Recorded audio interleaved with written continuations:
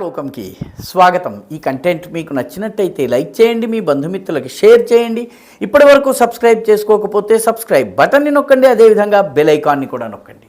జై హింద్ మిత్రులారా. తన శత్రువులు ఏ దేశంలో ఉన్నా, ఏ రూపంలో ఉన్నా, ఎక్కడ దాక్కున్నా వాళ్ళని వెతికి వేటాడి వెంటాడి పట్టుకుని హతమార్చటం ఇజ్రాయెల్కి అలవాటు. తమ దేశానికి కీడు చేసిన వాళ్ళ కోసము, లేకపోతే యూదు ప్రజల్ని హింసించి చంపినటువంటి వాళ్ళ కోసము దశాబ్దాల పాటు వేట కొనసాగించి ఐడెంటిఫై చేసి చంపినటువంటి అనేక సందర్భాలు ఉన్నాయి.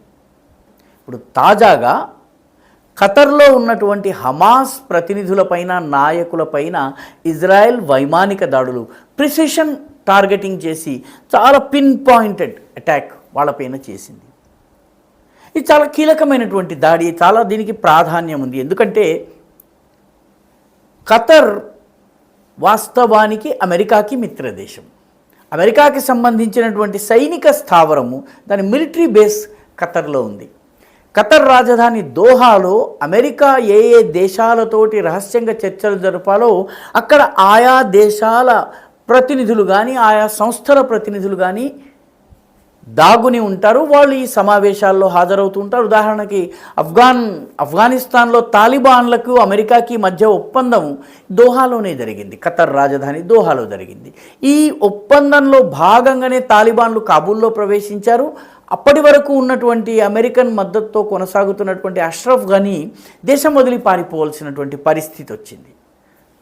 ఈ తరహా చర్చలు జరుగుతున్నాయి. ప్రస్తుతము హమాస్కి సంబంధించినటువంటి కొందరు కీలక నాయకులకు ఇజ్రాయెల్కి కూడాను రహస్య చర్చలు జరుగుతున్నాయి. దానికి కూడా వేదిక దోహా. ముఖ్యంగా అక్టోబర్ 7 నాడు ఇజ్రాయిలీ పౌరుల్ని కిడ్నాప్ చేసి తీసుకువెళ్ళి వాళ్ళను బందీలుగా ఉంచినటువంటి హమాస్ తోటి వాళ్ళని విడిపించే విషయంలో చర్చలు జరుగుతున్నాయి. ఆ చర్చలు జరిపేందుకు హమాస్కి చెందినటువంటి కొందరు కీలక నాయకులు అక్కడ ఉన్నారు. దానికి సంబంధించినటువంటి కీలక సమాచారం అందుకున్నటువంటి నేపథ్యంలో ఇజ్రాయిల్ వాళ్ళపై దాడి చేసింది. చాలా 10 యుద్ధ విమానాలు బయలుదేరాయి. పలు దేశాలని దాటి వెళ్ళి అక్కడ చాలా ప్రిసిషన్ టార్గెటింగ్ చేసి అటాక్ చేసినాయి.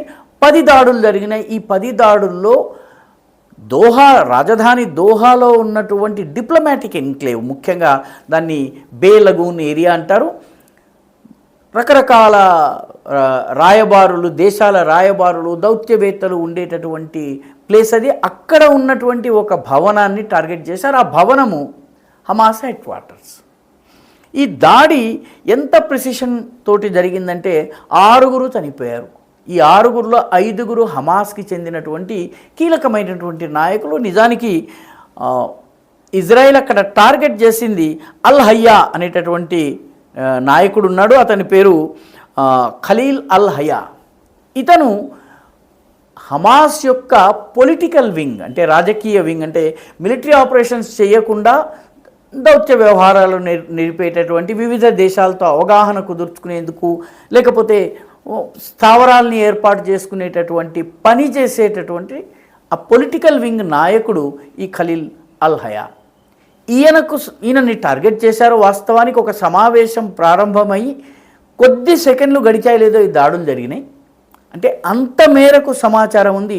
ఖలీల్ అల్ హయా కూడా చనిపోయారని చెప్పి ఇజ్రాయెల్ చెప్తోంది. అయితే హమాస్ మాత్రం ఆయన బ్రతికే ఉన్నాడని ప్రకటించింది. ఇంతవరకు కన్ఫర్మేషన్ రాలేదు. అయితే ఇజ్రాయెల్ ఈ సందర్భంగా చేసినటువంటి వ్యాఖ్య చాలా గమనించవలసినటువంటి విషయము. ఒకవేళ అల్ హయా తప్పించుకున్నట్టయితే మరొక సందర్భంలో మళ్ళీ అటాక్ చేస్తాము, అతన్ని హతమారుస్తాము, అతను చావడం ఖాయము, ఎప్పుడన్నది ఇవాళ కావచ్చు, రేపు కావచ్చు, ఎల్లుండి కావచ్చు, కానీ అతను హతం కావడం ఖాయం అని చెప్పి ఇజ్రాయెల్కి చెందినటువంటి రక్షణ శాఖ అధికారులు చెప్పారు. అదేవిధంగా అమెరికాలో ఉన్నటువంటి ఇజ్రాయెల్ రాయబారి కూడా పత్రికా ప్రకటన జారీ చేసి మరీ చెప్పారు. ఇజ్రాయెల్ అవసరమైతే ఖతర్ పైన పదే దాడి చేస్తామని చెప్పింది. అమెరికాతో ఇజ్రాయెల్కి సన్నిహిత సంబంధాలు ఉన్నాయి. ఖతర్కి అమెరికాకి సన్నిహిత సంబంధాలు ఉన్నాయి. అయినప్పటికీ ఇజ్రాయెల్ ఖతర్ని టార్గెట్ చేసే విషయంలో ఒక్క క్షణం కూడా ఆలోచించలేదు. 10 విమానాలు బయలుదేరినాయి, హతమార్చినాయి, తిరిగి వచ్చినాయి. అవసరమైతే మళ్ళీ దాడి చేస్తాం, మా లక్ష్యం చేరుకునేంత వరకు దాడులు కొనసాగుతాయని చెప్పి నిర్మోహమాటంగా నిక్కచ్చిగా ఇజ్రాయెల్ చెప్పింది. ఈ దాడిలో చనిపోయినటువంటి వాళ్ళలో ఒక వ్యక్తి హమాస్కి ఇజ్రాయెల్కి మధ్య చర్చలకి మధ్యవర్తిగా పనిచేస్తున్నటువంటి వ్యక్తి అని చెప్తున్నారు. అతని పేరు బదర్ సాద్ మొహమ్మద్ అల్ హుమైదీ. అంటే ఇతను హమాస్కి ఇజ్రాయెల్కి మధ్య చర్చలకు ఇతను మధ్యవర్తిగా ఉన్నటువంటి వ్యక్తి. అతనైనా కూడాను ఇన్సిడెంటల్గా అతను మరణించడం జరిగింది.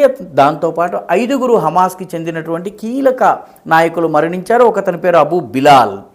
ఈయన ఖలీల్ అల్ హయా యొక్క ఆఫీస్ డైరెక్టర్. అంటే ఆయనకు సంబంధించిన కీలకమైనటువంటి సమాచారం ఈయనకి తెలుసును. అంటే ఇది హమాస్ స్వయంగా అంగీకరించినటువంటి పేర్లు ఇవి. అదేవిధంగా అబూ హయా కుమారుడు ఉన్నాడు, అతన్ని చంపడం జరిగింది.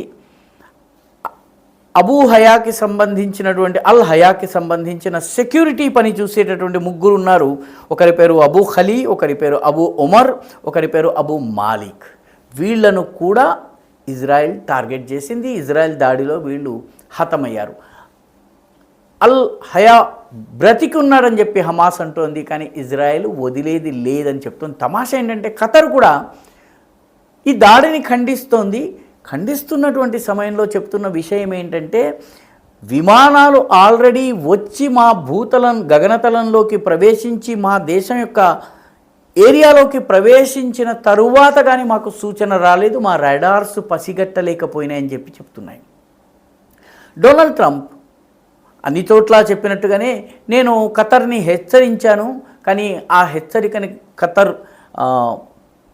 దానికి తగిన సమయంలో రియాక్ట్ కాలేదని చెప్పి అంటున్నారు. ట్రంప్ మాటల్ని పట్టించుకోవడానికి లేదు. ట్రంప్కి తెలిసే ఈ దాడి జరిగిందని ఇజ్రాయెల్ చెబుతోంది. ట్రంప్ ఉన్నప్పటికీ, ఖతర్ యుఎస్కి మిత్రదేశమైనప్పటికీ, అక్కడ సైనిక స్థావరం ఉన్నప్పటికీ హమాస్కి చెందినటువంటి ఒక్క వ్యక్తిని కూడా వదిలేది లేదు. ఎందుకంటే అక్టోబర్ 7 కిడ్నాప్లు, బందీలుగా పట్టుకోవడము, తర్వాత యూదు ప్రజలపైన దాడి నరమేధం ఏదైతే జరిగిందో దానికి అల్ హయా పాత్ర కూడా అందులో ఉంది అని చెప్పి ఇజ్రాయెల్ భావిస్తోంది. వెతికి వేటాడి మరి వాళ్ళందరినీ హతమారుస్తామని చెప్పి చాలా స్పష్టంగా ఇజ్రాయెల్ చెప్తోంది. తమాషా ఏంటంటే, ఈ దాడి తరువాత ఖతర్ పైన జరిగినటువంటి ఈ దాడిని ఇరాన్ ఖండించింది.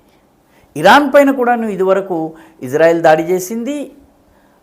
హమాస్కి చెందినటువంటి కీలక నాయకులు కొత్త ప్రధానమంత్రి ఎంపికకు సంబంధించిన ఉత్సవంలో పాల్గొనడానికి వస్తే వాళ్ళ రూమ్ పైన టార్గెట్ చేసి డ్రోన్ దాడితో వాళ్ళని హతమార్చడం జరిగింది. ఆ రకంగా సొరంగాల్లో ఉన్నప్పటికీ, వేర్వేరు దేశాల్లో ఉన్నప్పటికీ హమాస్కి చెందినటువంటి కీలక నాయకులందరినీ కూడా హతమారుస్తూ వచ్చింది. ఇప్పుడు తాజాగా ఖతర్ని టార్గెట్ చేయడం జరిగింది. సౌదీ అరేబియా వంటి దేశాలు ఖండించాయి ఈ దాడిని. కానీ అంతకు మించి ఇజ్రాయెల్ పైన దాడి చేసే సాహసాన్ని సౌదీ అరేబియా చేసేటటువంటి పరిస్థితి లేదు. సరిగ్గా ఇదే సమయానికి సౌదీ అరేబియా యెమెన్లో ఉన్నటువంటి హూతీలపైన దాడి చేసింది. అంటే పరోక్షంగా హూతీలు కూడా యూదులపైన, అంటే ఇజ్రాయెల్ పైన దాడి చేస్తున్నారు కాబట్టి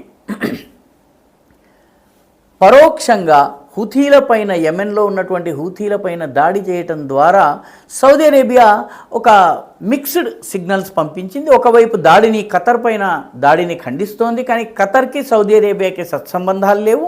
రెండవ వైపు ఇజ్రాయెల్ని ఇబ్బంది పెడుతున్నటువంటి హూతీలను టార్గెట్ చేసి వాళ్ళ స్థావరాలపైన కూడా బాంబింగ్ చేసింది. కాబట్టి ఈ వెస్ట్ ఏషియాలో, పశ్చిమాసియాలో ఉన్నటువంటి ఈ చిన్న అంశాలను పరిగణనలోకి తీసుకుని ఈ సమయంలో దాడి చేయటం వల్ల లాభం ఉందని ఇజ్రాయెల్ భావించి ఈ దాడిని చేసింది. ఈ వీడియో మీకు నచ్చినట్టయితే లైక్ చేయండి, షేర్ చేయండి, ఈ ఛానల్కు సబ్స్క్రైబ్ చేయండి. మీ అభిప్రాయాన్ని కమెంట్ల రూపంలో తప్పనిసరిగా పంపించండి.